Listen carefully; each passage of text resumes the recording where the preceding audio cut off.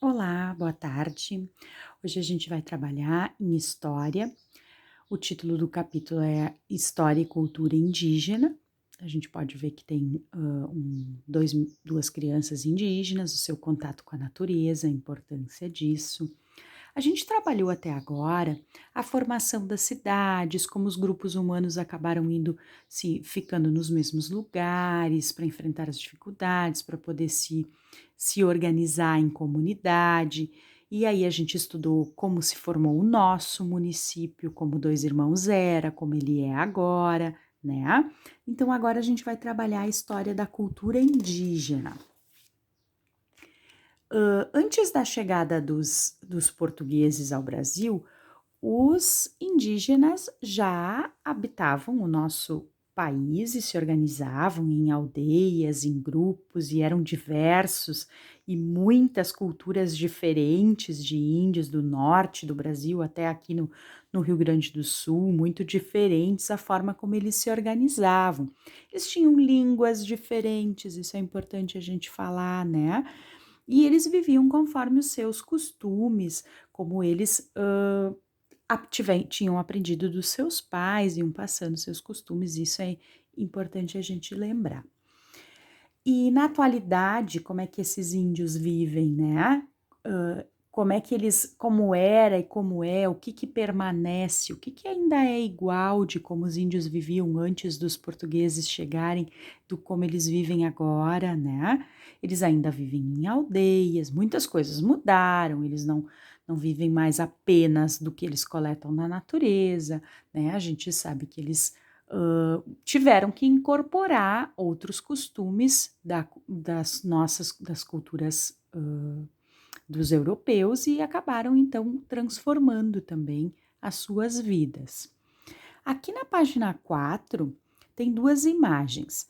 Uma imagem de Salvador em 1644, que está falando de uma batalha entre holandeses e portugueses. O que isso significa? Quando os portugueses ocupavam o Brasil, teve um período em 1624 que os holandeses queriam ocupar esse espaço. Nosso país é um território rico, cheio de coisas de ouro, ou própria natureza muito rica, então os holandeses se interessaram e queriam invadir lá Salvador. E essa obra, então, relata essa história. E aqui, então, o mesmo espaço, o mesmo lugar, mas nos dias de hoje. Esse QR Code ele é apenas para ver as imagens ampliadas. Se vocês quiserem dar uma olhadinha, podem olhar lá. Aqui na página 5, então, vai ter as questões sobre essas imagens aqui que vocês vão refletir, vão pensar e vão responder, certo? Ficarem com dúvidas, mandem uma mensagem para a prof, tá? Que a prof vai ajudar vocês a responderem. Mas eu acho que não tem grandes dificuldades, é só vocês observarem e pensarem. Mudou alguma coisa? Acho que esse é o primeiro pensamento. Mudou alguma coisa dessas imagens? Com certeza, né? O que mudou? O que aconteceu? Quem promoveu essas mudanças? Elas aconteceram naturalmente ou não? Teve a interferência do homem, do ser humano? Isso vocês precisam pensar. Lá na página 6, então, vai falar sobre os modos de vida indígena e o ambiente, como eles se organizavam. As malocas, né, eram da região amazônica, eles têm espaços coletivos de vivência, eles não tinham cada um a sua casa, eles viviam todos no mesmo espaço, que é as malocas, que são as casas maiores dos índios. As ocas são os menores, são moradias para menos pessoas, tá? Aqui a gente pode ver que tem umas que eram com pontas, outras eram arredondadas. Por que isso mudava?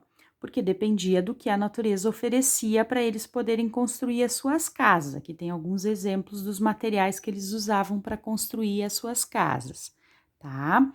É importante a gente lembrar que eles eram nômades, eles trocavam, os semi-nômades, tá? Eles ficavam um tempo no lugar, daí eles esgotavam aqueles recursos naturais daquele espaço, iam para outros, né? A gente já falou sobre essa palavra nômades, né? Que vão mudando de lugar, comiam tudo que tinha ali, caçavam os animais que tinham, precisavam buscar outro espaço para viver. Os índios no Brasil eram semi-nômades, eles também faziam isso, iam trocando de lugar em algumas tribos. Também vamos lembrar que existiam muitas tribos, então não era todos os lugares que era igual, as casas, não eram em todos os lugares que os modos de vida eram iguais.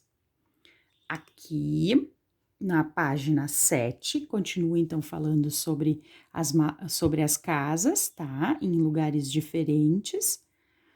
Também é para enxergar, esse QR Code também é para enxergar essas fotos mais de pertinho, se quiserem ir lá olhar. Aí vocês vão na página 8 realizar essas atividades aqui também, que não vai ter muito, não vai ser muito difícil. Fazendo as leituras vocês vão conseguir, certo? É só até aqui a página 8. Beijo!